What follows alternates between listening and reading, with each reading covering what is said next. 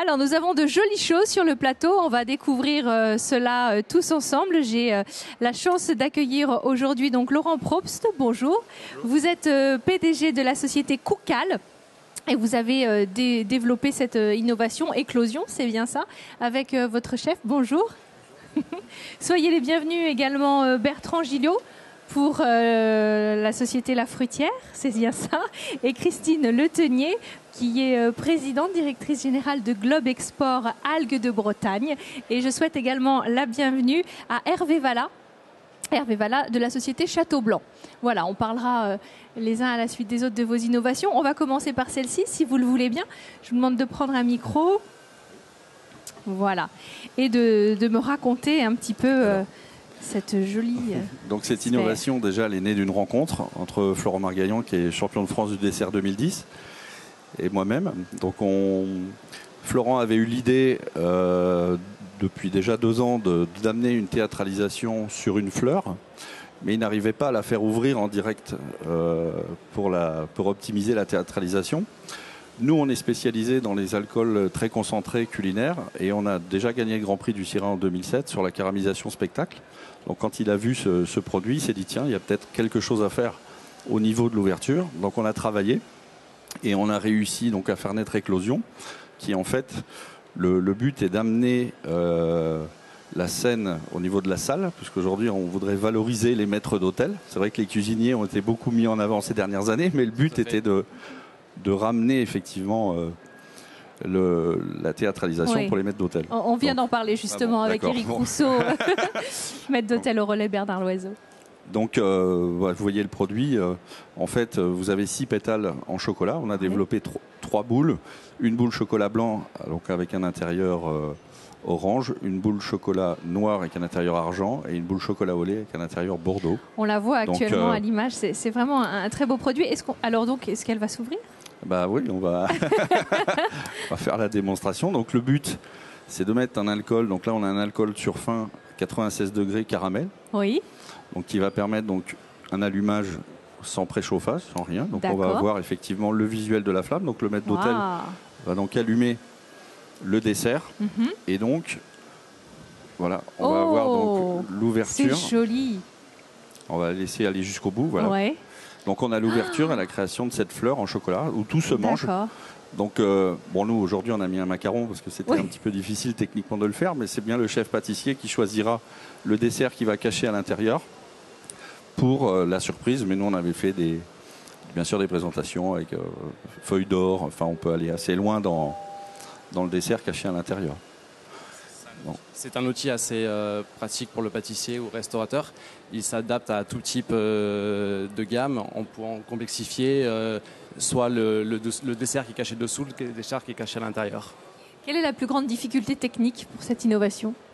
Ça a été de mettre au point l'ouverture, de jouer entre la finesse des pétales et de ne pas avoir trop de chocolat et à la fois avoir quelque chose de très fin, très élégant et de pouvoir provoquer un petit peu l'émerveillement du spectateur. Oui, complètement. Et puis aussi, il y a le contraste des couleurs. C'est vrai que tout est blanc et lorsque ça s'ouvre...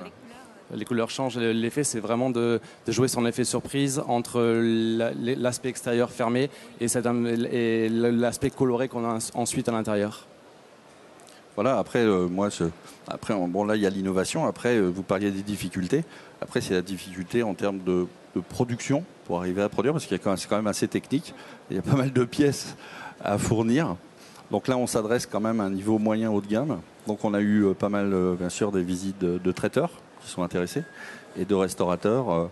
Alors il y a aussi un intérêt, c'est qu'on peut personnaliser. C'est-à-dire, grâce au rhodoïde, on peut mettre effectivement la marque du restaurant ou de la chaîne sur le produit. Donc ce qui rend encore un peu plus... c'est vrai que la personnalisation ces dernières années rend encore plus attractif le produit, quoi. Oui, c'est une demande récurrente. Voilà. Eh bien, c'est un joli produit. Vous appréciez cette innovation-là ? Superbe. Oui, superbe. Alors, on va regarder la vôtre. Si vous le voulez bien, il fonctionne, le micro, il n'y a pas de souci. Alors, vous, ce que nous avons sous les yeux est le résultat, en fait, d'une combinaison de 2 savoir-faire, de vos 2 sociétés. Si vous voulez bien nous expliquer un petit peu. Alors, déjà, donc, nous sommes dans les algues alimentaires depuis déjà 25 ans. Et en fait, on a développé toute une gamme de produits alimentaires à base d'algues en tant que légumes. Depuis 4 ans, avec cette mode de cette cuisine créative, pour pas dire le terme de cuisine moléculaire, qu'on n'aime pas trop, on a donc développé tout ce qu'on appelle les perles de saveur, qui sont à base d'alginate, d'algues brunes. On a gagné donc le Grand Prix du Syrah il y a 2 ans, et notre association, effectivement, avec la fruitière, vient du fait que nous recherchions des gens qui avaient des bonnes purées de fruits. Donc, quand la société La Fruitière, on a trouvé un partenaire, un fournisseur. Et d'autre part, c'est une société qui maîtrise parfaitement la congélation. Voilà, donc ça a généré, si vous voulez, cette première collaboration. Donc, ces petites perles de saveur ont déjà maintenant 4-5 ans. Et ce sont nos clients chefs. Bon, maintenant, les perles, c'est vrai, on les a intégrées, on comprend, etc. Et est-ce qu'on pourrait, donc la demande était partie sur un vinaigre, alors non pas balsamique, mais un vinaigre de Banyuls au départ, est-ce qu'on pourrait présenter le vinaigre différemment des perles? Comment est-ce qu'on pourrait évoluer sur cette cuisine créative? Alors nous, on s'est dit, le vinaigre est liquide, on ne le connaît pas en solide, est-ce qu'avec nos algues, on pourrait faire quelque chose? On a commencé à travailler, et donc effectivement, 1 an après, est né ce qu'on a appelé le Pousse and Wrap. Puisque l'idée, si vous voulez, c'est le pouce-pouce que tout le monde connaît, c'est le pouce-pouce de notre enfance. Oui, complètement. Donc, vous ouvrez... Donc ça, c'est le format détail, 90 grammes. Et on a conçu le format 250 grammes pour les professionnels. Et l'idée est très simple. Donc, on a solidifié ce vinaigre donc, avec des extraits d'algues rouges. Oui, très bien. Et donc, vous poussez. Alors, on va vous tenir le micro, voilà. Voilà, alors simplement, je pousse. Oui. Donc, c'est, vous voyez, un peu solide. Tout à fait. Et ensuite, vous utilisez soit la mandoline, soit la râpe à fromage, soit l'emporte-pièce. Et donc, c'est pas quelque chose qui va remplacer le vinaigre. C'est quelque chose qui va venir finir une assiette, des verrines, une décoration, etc. Et le goût, vous le connaissez, puisque c'est 97% de balsamique. Mais ce que vous ne connaissez pas, c'est cette texture sur un vinaigre croquante. Oui. Voilà, ça on ne connaît pas. Oui. Et c'est très surprenant. Alors, on a fait donc, par rapport à notre association, on a sorti donc le vinaigre de balsamique comme ça. Et une demande se faisait également sur du sucré, acidulité. Alors, on a travaillé sur un vinaigre de fruits rouges et sur un vinaigre de mangue. Et ces 2 produits donc, sont proposés par contre par la fruitière, qui sont vendus en congelé. OK. Voilà. Et nous sommes sur du frais. Très bien. Voilà. Merci beaucoup. On va peut-être expliquer oui, tout à fait. ce principe. Sur les 2 principes sur les 2 gammes qui ont été lancées avec Algues de Bretagne en partenariat, que ce soit les perles de saveur ou les Pousse and Wrap, l'intérêt était de pouvoir justement les exploiter en surgelé. Je reviens juste un petit peu sur les perles de saveur. On peut pousser ces produits jusqu'à 150 degrés en cuisson. Donc on multiplie toutes les applications plutôt tournées vers des chefs en restauration, traiteurs, alors que tous nos marchés sont plutôt historiquement sur le marché du sucré. Donc pour nous, ça a été une opportunité à travers ce partenariat d'élargir un petit peu toutes nos cibles au sens large, puisque nous sommes présents bien évidemment en France, mais aussi dans beaucoup de pays à l'export, dans plus de 30 pays. Et aujourd'hui, l'hôtellerie-restauration recherche des produits qui sont un peu à la croisée des goûts sucrés, salés. Donc ces produits effectivement sont en décongélation, dès le démarrage de la décongélation, peuvent être utilisés comme la gamme de Christine Ottigny en ambiant et peuvent être effectivement râpés, coupés et associés, alors plutôt sur des applications salées, sauf à ce que des chefs pâtissiers puissent apporter des petites notes salées dans certaines préparations. Et pourquoi ce petit clin d'œil un peu enfantin quand même? Au tout départ, mais là effectivement la conception, revenant quand même à Algues de Bretagne pour ce qui est du contenant, il nous fallait trouver un contenant hygiénique. Oui. En fait, et facile. Donc l'idée du poussoir est rapidement, nous est facilement arrivée. Et puis effectivement, quand on a découvert ce contenant type pouce-pouce, c'est le clin d'œil un petit peu et qui aujourd'hui nous attire l'œil aujourd'hui des clients potentiels. Tout à fait. Bon, je sais que vos 2 entreprises ont des structures quasiment identiques. Oui. J'imagine que vous allez continuer à travailler ensemble pour d'autres innovations. Je vais redonner la parole à Christine à ce sujet, mais effectivement, on a récidivé. Bon, il faut savoir que quand même en 2007, la fruitière était également lauréat sur un mix pâte de fruits. C'est une manière aussi pour nous de communiquer aussi. Bien sûr, ça fait de l'actualité. Très clair. Et de légitimer des produits plus innovants est tourné vers les fruits applicables en restauration. Voilà. Donc effectivement, on a déjà d'autres projets en cours et 2 ans ne suffiront peut-être pas pour les mettre en place. Pour les mettre en place. Mais il y a beaucoup de projets effectivement en place. Ce qu'il faut peut-être dire dans cette façon d'utiliser les algues en ingrédients fonctionnels, c'est qu'on a ouvert quand même la boîte de Pandore au niveau industriel, puisqu'on utilise effectivement les algues. Nous, on dit qu'on fait des algues, contrairement, j'aime pas le mot alginate, j'aime pas le mot carragénane, j'aime bien dire extrait d'algues, reprendre notre métier. Et je pense qu'on a ouvert au niveau industrie un vrai métier.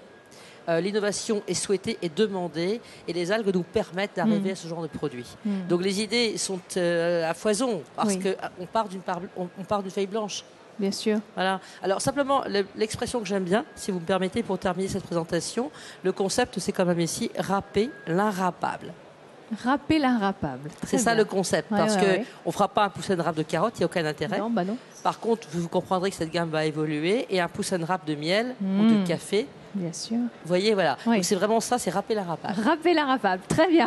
Merci à tous les deux. Et alors avec des algues de Bretagne. Avec des algues de Bretagne. Bien. Voilà. Précision importante. Je vais me retourner vers vous, Monsieur Vallat. Alors, pour la société Château Blanc, vous, votre produit ayant remporté une mention spéciale, c'est la gamme des pains cuits surgelés. Expliquez-moi ça. Absolument. Donc vous les avez là devant vous. Cette gamme est née en fait d'une demande incessante de nos clients de la restauration qui disaient c'est très ennuyeux d'aller chez le boulanger du coin, c'est très compliqué d'avoir un pain homogène un peu partout, c'est très long aussi à remettre en œuvre. Comment faire pour avoir un pain de qualité et pour avoir un pain immédiatement avec une réactivité totale, immédiatement prêt à donner à nos consommateurs. Alors l'idée est venue de là. On avait des pains pré-cuits classiques comme on le fait dans l'industrie. On avait des pains crus, des pains pré-poussés, surgelés. Et puis on s'est dit, il faut aller encore un petit peu plus loin. Comment trouver le moyen de faire un pain cuit, surgelé, prêt à l'utilisation, c'est-à-dire que ce petit pain-là, par exemple, vous avez juste à le décongeler et il conserve sa croustillance. C'est ce qui fait sa grande spécificité. Et on le retrouve, par exemple, dans des grandes entreprises de catering aérien français aujourd'hui qui ne remettent pas en œuvre le produit, le prennent tel quel et le laissent juste décongeler et il reste croustillant, on l'entend. Voilà. Oui, là, je viens de le faire comme ils le font habituellement, il était surgelé ce matin. Et en plus avec une énorme concentration, une conservation du produit dans le temps. Cette baguette-là, je suis sûr que à pas loin de 36 heures, elle est comme si elle était toute neuve. Donc c'est vraiment l'ensemble de ces réflexions-là qui nous ont amené à créer cette gamme. Alors, comment est-ce qu'on a fait? Parce que le pain, chez nous, c'est de l'eau, de la farine, du sel et de la levure. Et donc, c'est pas d'ingrédients, pas de conservateurs, pas d'additifs, rien du tout. On reste sur de la tradition absolument. Et on a voulu absolument rester là-dessus. Et donc, on a travaillé sur ce qui compose la farine, donc l'amidon. On a déstructuré l'amidon. On a travaillé sur tous les barèmes en pousse, les barèmes en cuisson, les barèmes en refroidissement, surgélation, pour arriver à ça, pour que la croûte et pour que le produit reste absolument impeccable et un pain qui, certes, est très pratique, mais doit garder sa vraie fonction qui est d'être un bon pain. Ben oui. Et tout de suite chaud, c'est-à-dire que ça, c'est la chance du restaurateur ou la chance du client. Ce produit-là, il peut l'avoir chaud toute la journée. 3 minutes après, 4 minutes après son besoin. C'est dingue, les temps de remise en œuvre sont vraiment diminués au maximum. Aujourd'hui, on ne peut pas faire mieux. On peut pas faire plus court. En tout cas, non, ce serait de la génération spontanée. Donc ça n'existe pas.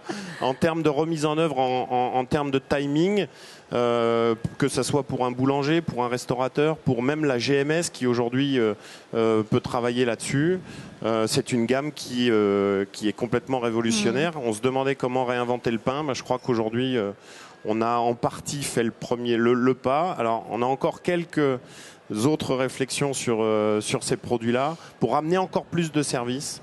Et je pense notamment à des produits pré-tranchés, à des produits qui iront encore plus loin pour le restaurateur où finalement il pourra lancer un sandwich en l'espace de quelques secondes surtout pour avoir un produit chaud, un produit frais et un produit de qualité. Un produit de qualité. Le cuit surgelé révolutionne vraiment le marché de la boulangerie industrielle. Oui. Cette idée-là a été lancée en 2012 sur le Salon Europa. Exactement. On était au démarrage en fait de l'industrialisation du produit. Il nous manquait encore quelques spécificités techniques pour être parfaitement en ligne à ce qu'on attendait.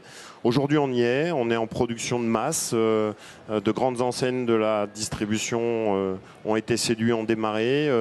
Je le disais, le catering aérien a démarré. Et là, on a un vrai gros développement sur cette gamme. Et puis, on vient de lancer cette baguette qui est la baguette blanche. Ce qu'on appelle nous la baguette blanche, c'est-à-dire qu'on n'a pas le pointage et l'hydratation qu'on retrouve dans des pâtes traditionnelles anciennes comme celle-ci. Et là, on a un produit, on coupe en deux, on fait un casse-croûte en l'espace de quelques minutes. Arrêtez, parce que cette heure-ci, c'est insoutenable. En plus, on vient d'avoir les baguettes là en gros plan. Elles avaient l'air délicieuses. On a juste une envie, c'est de croquer dedans. Vous avez participé donc au Grand Prix de l'innovation, au concours. Comment ça s'est passé sur ce Syrah ? Moi, c'est mon assistante, mon assistante, la responsable du marketing qui s'en est occupée. Ce qu'elle m'a dit, c'est que c'était une expérience magnifique parce que, en fait, on côtoie énormément de nouveautés, de nouveaux produits, de nouvelles tendances. Et c'est cette diversité, moi, qui me rassure parce que souvent, la France est copiée dans son cœur de métier. Le pain, vraiment, est la base. Et ce que je constate aujourd'hui, c'est la richesse de nos entrepreneurs, de nos entreprises, c'est la qualité du développement et de l'innovation.